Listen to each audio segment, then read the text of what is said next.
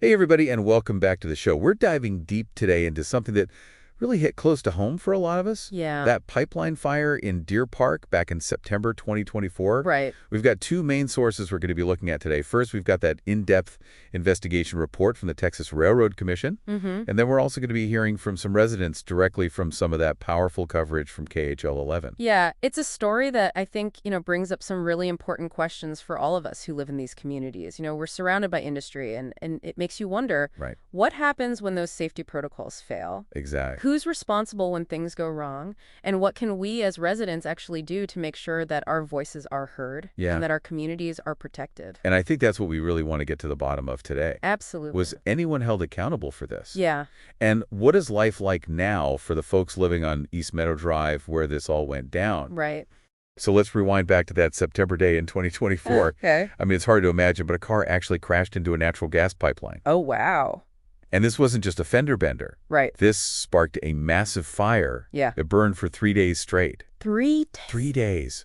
Imagine that intense heat, the smoke, the fear for those 3 days. And, it's important to remember that this didn't happen in some, remote industrial area. Right. This was right in the middle of a neighborhood on East Meadow Drive. Yeah. For residents like Robert Blair, who's lived there for 16 years, the experience was absolutely terrifying. He talked about feeling those waves of heat, just the sheer intensity of it. Right.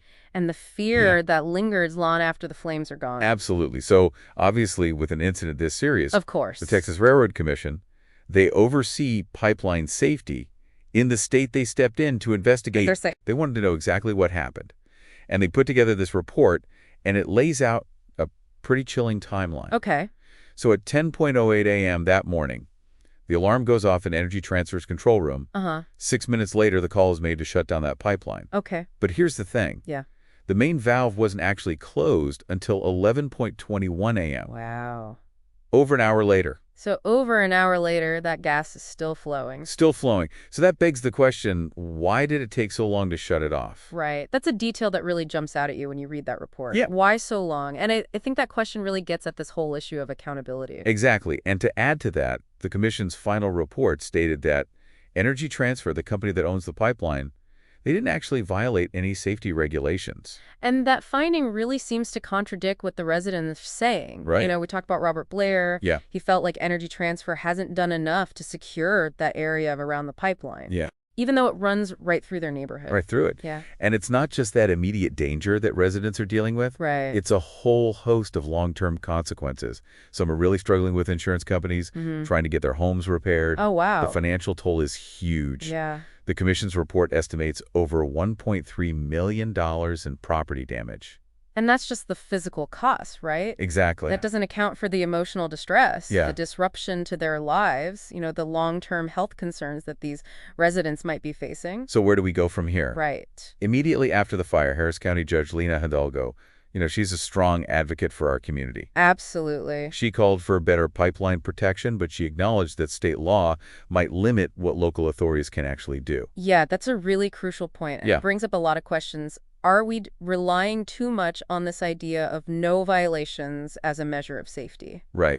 Should we be pushing for these proactive improvements that go beyond just the bare minimum requirements? Yeah. And how do we navigate this whole, complex web of state versus local authority Yeah. when it comes to protecting our neighborhoods? These are tough questions. They are. And I think we need to really unpack those today. Absolutely. So let's dive in. I mean, it seems like we always end up in this reactive cycle, waiting for something to go wrong before we actually take action. Right.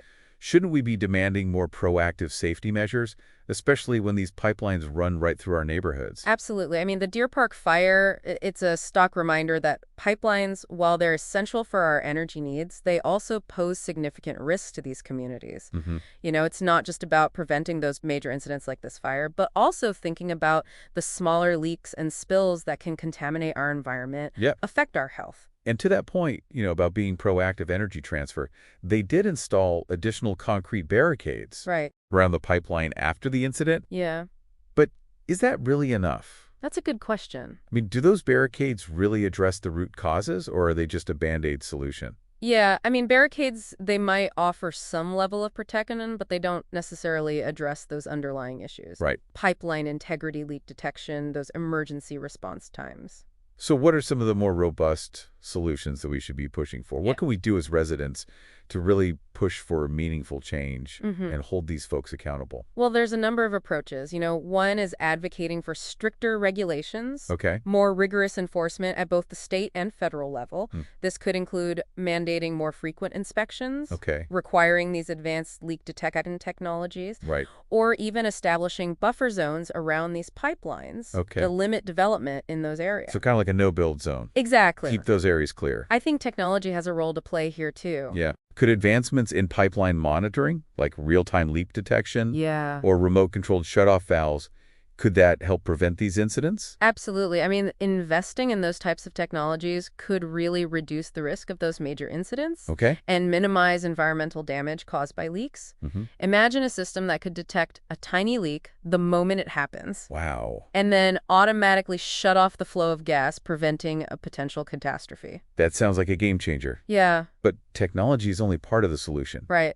What about emergency preparedness? Mm-hmm. Are residents in these areas being told about evacuation routes, what to do if there's a pipeline incident? That's such a crucial point, and it really highlights, the importance of community education, community engagement. Mm-hmm. We need to make sure that residents are aware of the risks, Okay. that they know how to identify the signs of a leak, Mm-hmm. and they have a plan in case of an emergency. See what like drills information leaflets. Yeah, and clear communication channels between those emergency responders and the community. So it sounds like a multi-pronged approach is really what's needed here. Yeah, Stronger regulations, the technology, right. and a well-informed and prepared community. Exactly. But how do we get there? It starts with awareness, Okay. understanding the issues, Okay. recognizing that we all have a stake in pipeline safety. Yeah. It's about having these open and honest conversations, asking tough questions, Yeah. and demanding better from those who are responsible for protecting our communities. It's not about pointing fingers or placing blame. Right. It's about working together, Yeah. residents, industry,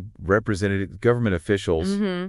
to find solutions that really put safety first. Absolutely. And recognizing that we as residents, we have a voice. We Yeah. have a role to play. We do. Attending city council meetings, Yeah. contacting our state representatives, writing letters to the editor. These are all ways that we can make our concerns heard. Be proactive, not reactive.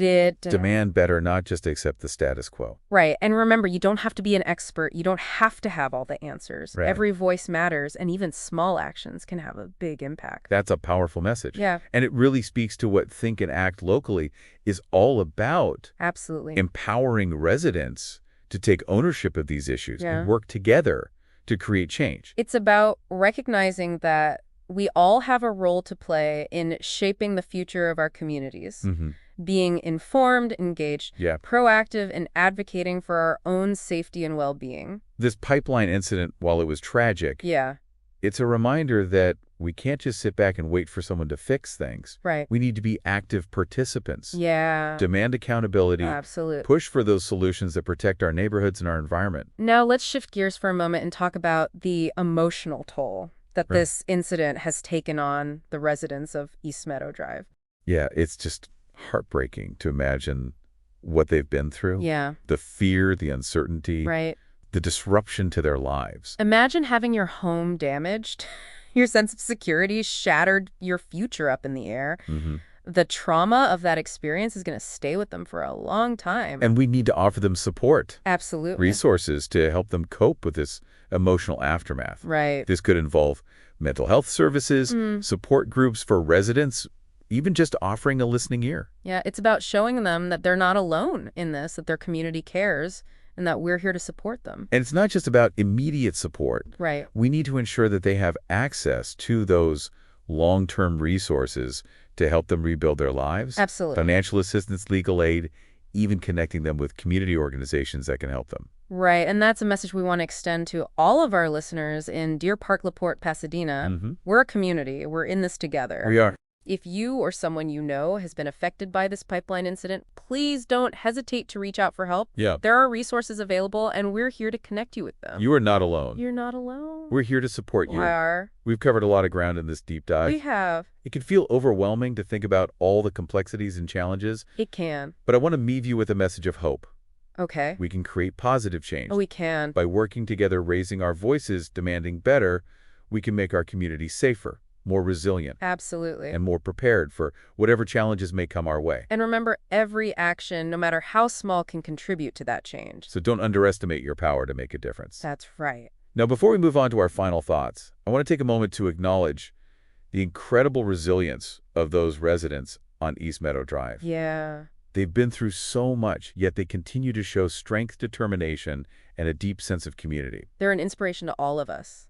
They are, and we at Think and Act Locally are committed to supporting them every step of the way. Absolutely. We'll continue to share their stories, amplify their voices, and advocate for their needs. Now let's move on to our final thoughts for this deep dive. Okay. We've talked about the immediate aftermath, the ongoing challenges, Right. the need for those proactive safety measures. But there's another element to consider: the long-term implications of this incident for our community. Yeah, that's a really important point. It's not just a one-time event we could just move on from. Right. This is a wake-up call It is. that demands a fundamental shift in how we think about infrastructure safety and the relationship between industry and community. Yeah, we need to move beyond that reactive approach to safety Right. and embrace a more proactive, preventative mindset. Okay. This means having those open and honest conversations about the risks, investing in those advanced technologies, Yeah. and holding these companies accountable for Absolutely. operating in a responsible and transparent manner. And empowering residents Yes. to be active in these conversations. Make sure their voices are heard, their concerns are addressed, and their safety is prioritized. It's about creating a true partnership Yeah. between industry, government, and community. Everyone working together Exactly. to create that safer and more sustainable future. That's a powerful vision. It is, and it's a vision that we at Think and Act Locally are committed to making a reality. Absolutely. Now, as we wrap up this deep dive, Okay. I want to leave our listeners with a few key questions to ponder. All right. How can we, as residents of Deer Park, LaPorte, Pasadena, Yeah. ensure that our voices are heard in these decisions that affect our safety and well-being? What steps can we take to hold our elected officials and industry leaders accountable for prioritizing safety and transparency? Right. And how can we as a community come together to support those affected by this incident and work towards a future where tragedies like this are prevented? These are all crucial questions to consider. Yeah. And we at Think and Act Locally encourage you to engage with us on these issues, share your thoughts, and join the conversation. Together we can make a difference. We can. And remember, knowledge is power. Absolutely. The more informed we are, the better equipped we'll be to advocate for change and create a safer, more resilient community. That's so true. So stay engaged, stay informed, and stay connected. And never underestimate the power of your voice. We've talked about taking action and demanding change, but there's also the reality of the legal landscape.